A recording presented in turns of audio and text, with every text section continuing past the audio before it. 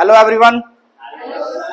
आज हम डिस्कस करेंगे 1 से 18 एलिमेंट्स के अंदर उसके नंबर ऑफ प्रोटॉन, इलेक्ट्रॉन, उसका मास नंबर, इलेक्ट्रॉनिक डिस्ट्रीब्यूशन और उसकी वैलेंसी। क्या आप इन सब चीजों के लिए तैयार हो? बिल्कुल इंटरेस्टिंग वे से इसको आसानी से करेंगे, याद रहेगा ना इसको? ठीक है ना? चलिए डिस्कस करते हैं। तो जब भी हम किसी भी, मैंने 1 से 18 तक सारे एलिमेंट लिख लिए हैं, आप सभी को भी याद होगा, यस और नो? अब देखो इनके सभी के एटॉमिक नंबर आपको पता है ना? एटॉमिक नंबर पता है ना? इसका क्या एटॉमिक नंबर है? 1 2 3 4 5 6 7 8 9 10 11 12 13 14 15 16 17 18 18 है ना? हमने पढ़ा, क्या पढ़ा भाई? जो भी एटॉमिक नंबर होता है ना, जो भी एटॉमिक नंबर होता है वो किसको रिप्रेजेंट करता है? It represent the number of protons. किसको रिप्रेजेंट करता है? Number of proton. इसका मतलब क्या है भाई कि जिसका जितना एटॉमिक नंबर होएगा उसके अंदर प्रोटॉन की संख्या भी उतनी ही होएगी। अगर मैं मानता हूं कि किसी का एटॉमिक नंबर कितना है? 3 है, तो एटॉमिक नंबर किसके बराबर है? नंबर ऑफ प्रोटॉन को। इसका मतलब क्या है? उसके अंदर प्रोटॉन की संख्या कितनी होगी?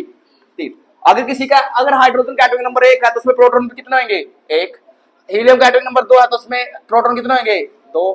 जिसका जितना एटॉमिक नंबर उसका उतना ही, उसमें उतने ही नंबर ऑफ प्रोटॉन। याद रहेगा? इसका ऐसे 5 6 7 8 9 10 11 12 14 15 16 17 18 हो गया याद? हो गया याद? अब आप सभी जानते हैं कोई भी जो एटम होता है वो इलेक्ट्रिकली न्यूट्रल होता है। न्यूट्रल कब होएगा? जितने उसमें प्रोटॉन होंगे उतने उसके अंदर क्या होना चाहिए? इलेक्ट्रॉन। इसलिए उनकी संख्या क्या होगी? बराबर 1 2 3 4 5 6 7 8 9 10 11 12 13 14 15 16 17 18। गिनती तो याद की, अभी तक कोई दिक्कत तो नहीं है? आसान लगा यहां तक? अब बात आती है मास नंबर। हमने मास नंबर याद किए थे ना कि भाई हाइड्रोजन में का मास नंबर जो होता है हमेशा एक ही होता है, यस और नो? ये ओड है ना या इवन है? बताओ। हीलियम 2 नंबर पे आता है ना, तो ओड है या इवन है? इवन है। इवन का एटॉमिक मास कितना होता है? उसका दुगुना 4। ये ओड है, उसका कितना होगा?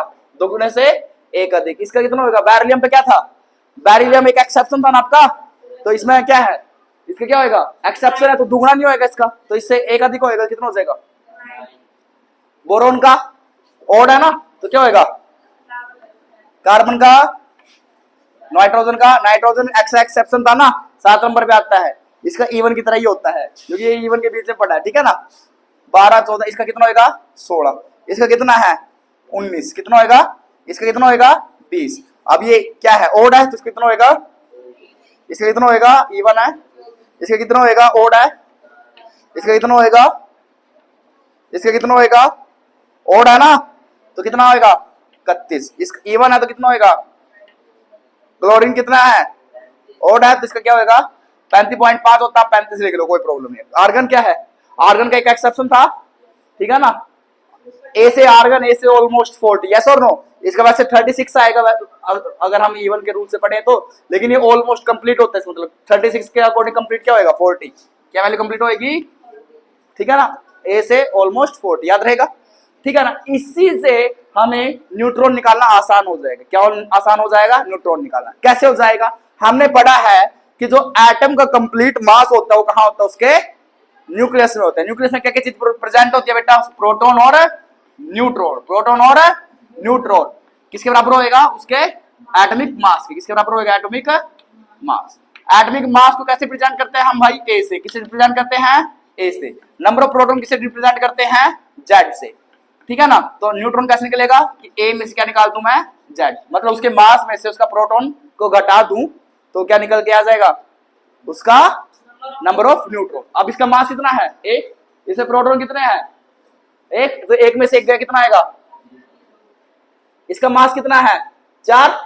प्रोटॉन कितने हैं? 2, तो 4 में से 2 गया 2। 7 में से 3 गया, ऐसे ही 4। 9 में से 4 गया 5। ए में से क्या घटा दो? जेड घटा दो। बात समझ में आई ना? 11 में से 5 गया 6। 12 में से 6 गया 14 में से 7 गया, ये 11 में से 5 गया 7 आएगा ना? ये ठीक है ना अपना? ठीक है, ठीक है। 14 में 7 गया 7। 16 में से 8 गया 8। अच्छा भाई, 19 में से 9 गया, अब 20 में से 10 गया, तब भी 10। 23 में से 11 गया 12। 24 में से 12 गया 12 27 में 13 गया, 14 28 में 14 गया, फिर 14। अच्छा भाई 31 में से 15 गया, कितना आ गया बेटा 16। 32 में 16 गया तो भी 16। और भाई 35 17 गया 18। 40 से 18 गया, कितना हो गया बेटा 22। यस और नो, यस और नो। तो बताओ न्यूट्रॉन निकालना आसान हो गया नहीं हो गया? क्या करना सीमा में एटॉमिक मास में से एटॉमिक नंबर को घटा देना है। अब इलेक्ट्रॉन डिस्ट्रीब्यूशन, इसमें कितने इलेक्ट्रॉन है? एक। पहली सेल में कितने आ सकते हैं मैक्सिमम?